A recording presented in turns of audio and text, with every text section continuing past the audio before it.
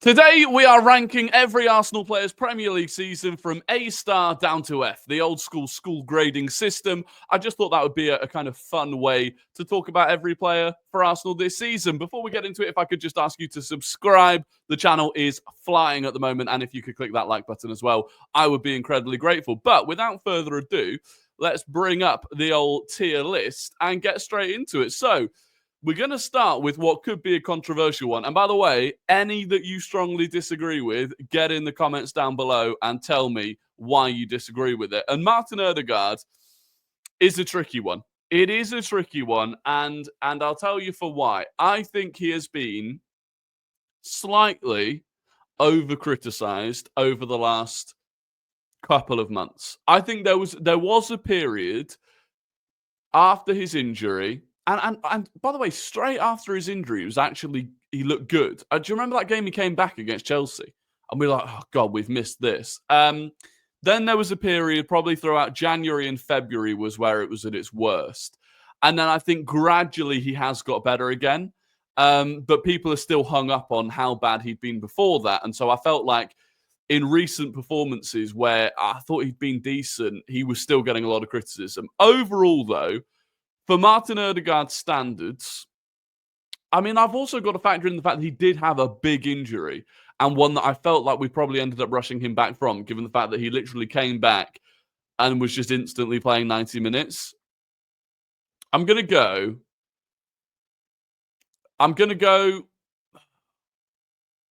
D. And I feel harsh doing that. It's definitely not an F.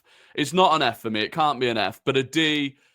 Because I know how good he can be. We all know how good he can be. And I am certain he will get back to that level next season. Is D too harsh? You know he got the same number of assists this season in all comps that he did last season. How crazy is that? Now, I'm not saying that he was as good this season as last season, but we're going to leave it there. David Raya. I am going to go A for David Raya. David Raya had a very good season. He won the Golden Glove again, shared it with Matt Sells.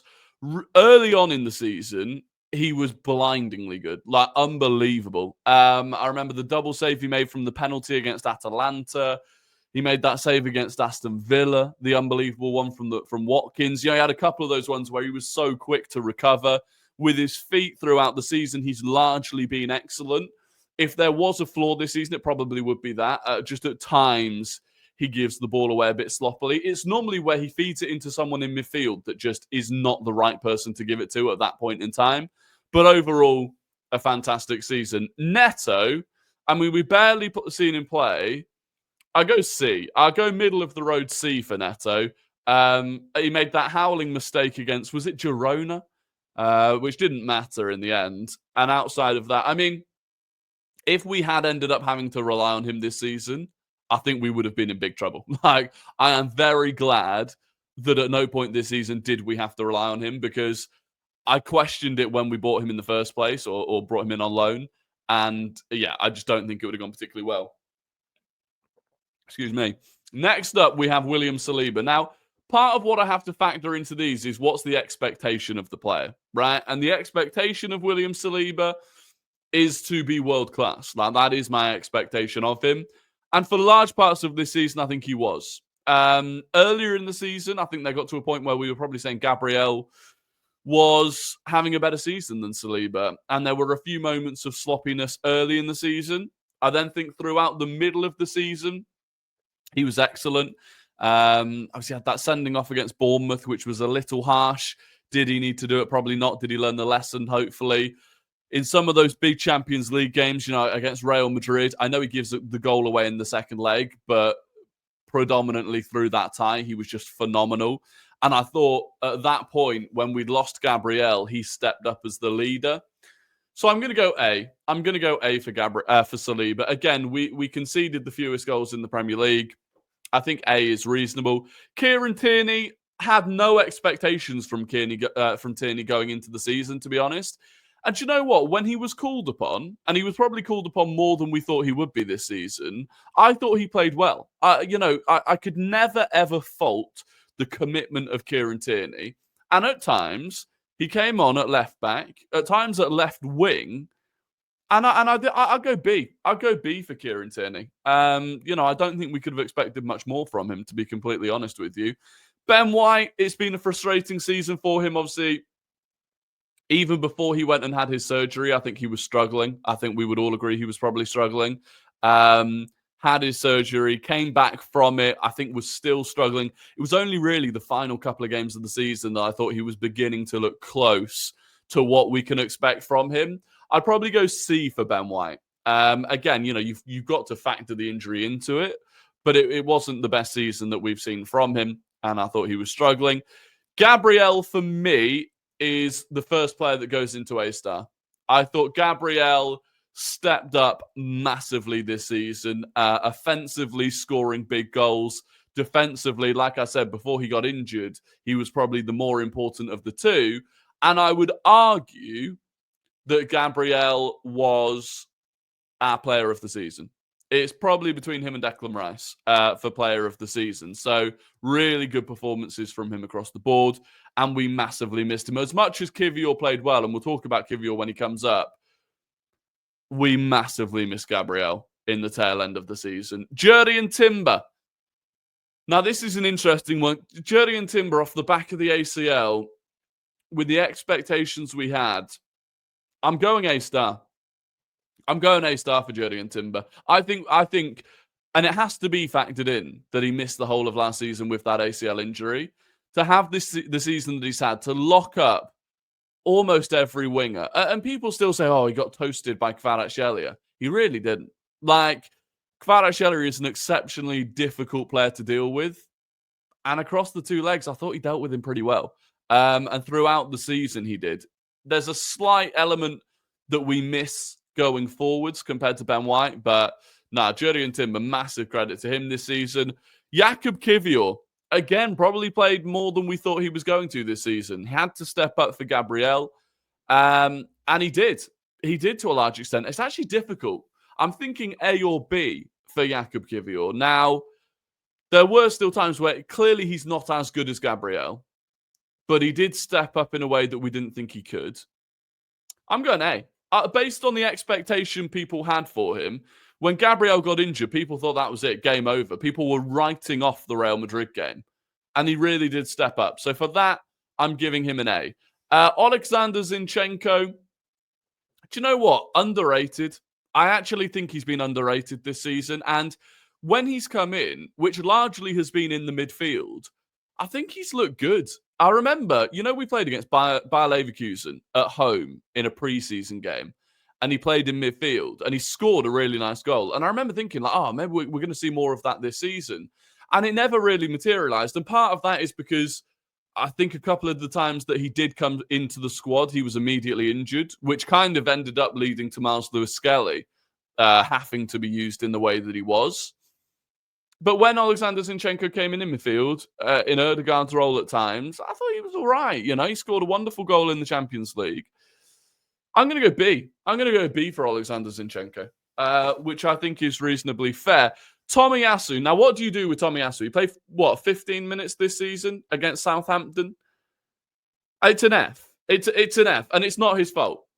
Fundamentally, it's not his fault that he's been injured all season. But having him as a senior squad player completely unavailable all season, Rodri recovered from his ACL quicker than Tomiyasu's recovered from whatever he's got going on. It's not his fault. I don't know what sort of comparison you could make, I suppose, for Tomiyasu, but it's just not worked. And it's unfortunately been an F of a season. Calafiori. Again, it's such a difficult one because he's been unavailable so often. But when he's been available, I've really enjoyed watching him. You think back to the City game at the Etihad where he stepped up with that goal. That was his first start, by the way, for Arsenal at the Etihad. Steps up, great game, goal. Other points in the season where he's come in, he's looked good. I remember the game against PSV, the first leg against PSV. He was phenomenal.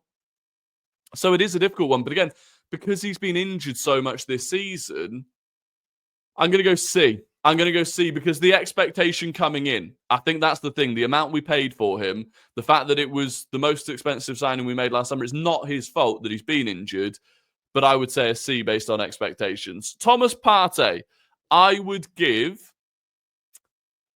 Now, he's been far more consistent than you'd have thought this season. He's played far more than you'd have thought this season. I think he's probably been better than you'd have thought this season. He stepped in at right back when he needed to. And although I thought when he played at right back, it damaged the team, and our record with him at right back is poor, his individual performances there weren't bad. I'm going to go A.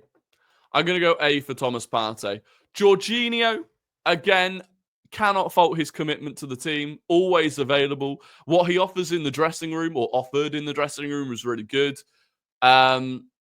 Ultimately, by the end, I don't think physically he was capable of handling the demands of the Premier League so much.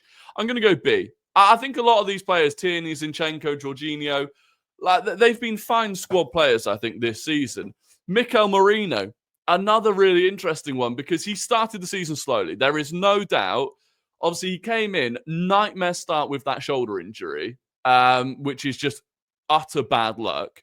It then took him a while to get going once he did come in. He looked half a second off the pace. He was holding onto the ball for too long.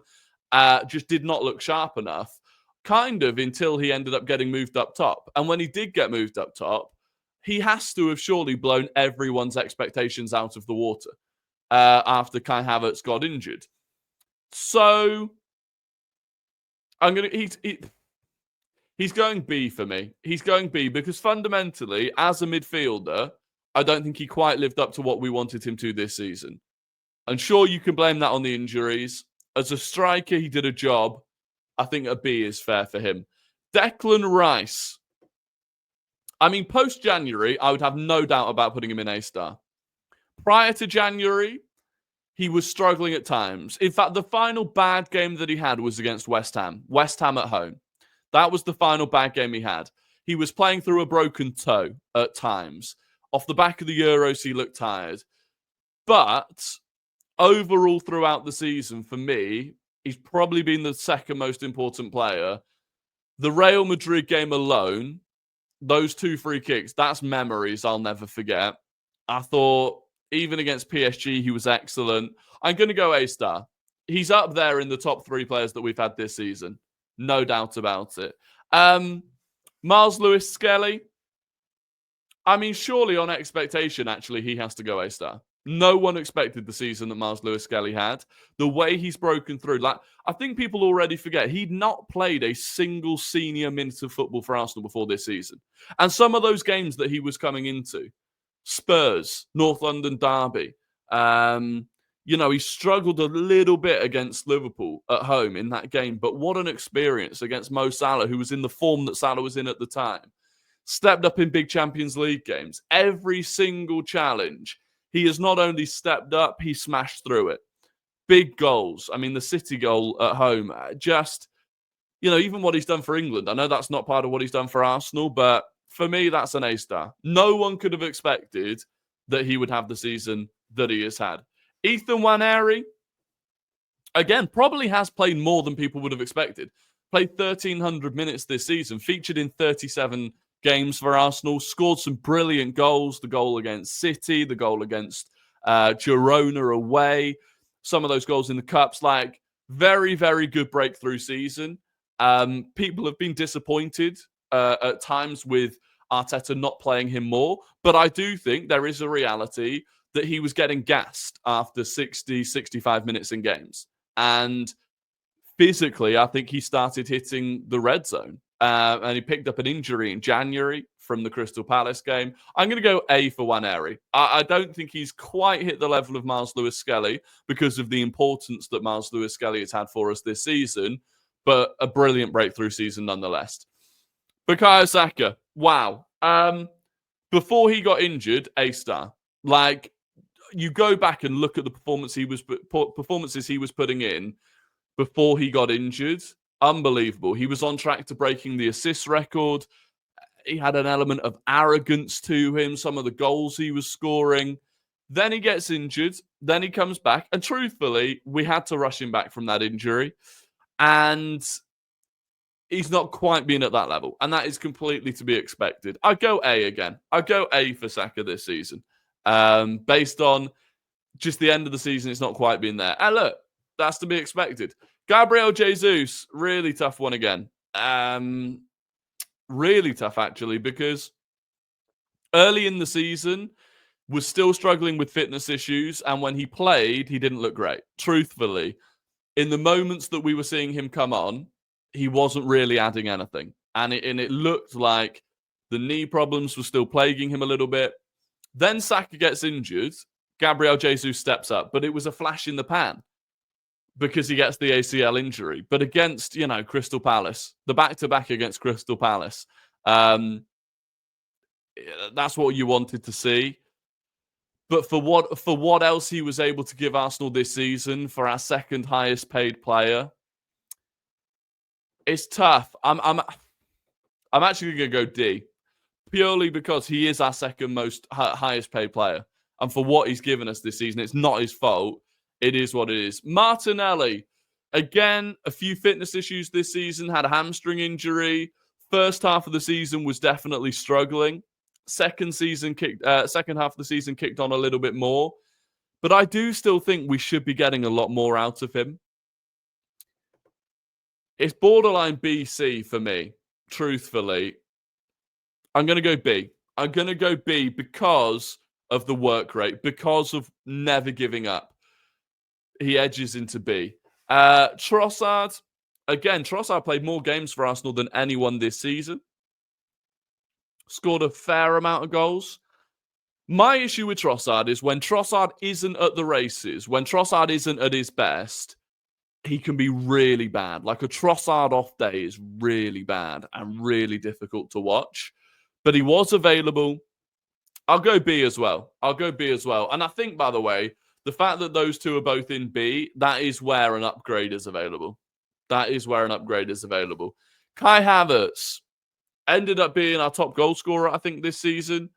Tears his hamstring. Before that, he'd had some performances that were costly, truthfully. You look back at why we didn't win a trophy this season. The one game that I really look back on and I hate it is the United FA Cup game. Newcastle in the Carabao Cup, over two legs. We ended up losing, 4-0, but we created a lot of chances we didn't take. For Kai Havertz, I'm going to go C. I'm going to go C for Kai Havertz this season. Maybe that's harsh. I think he can offer a lot more, though. Raheem Sterling, F. Never want to think about that again.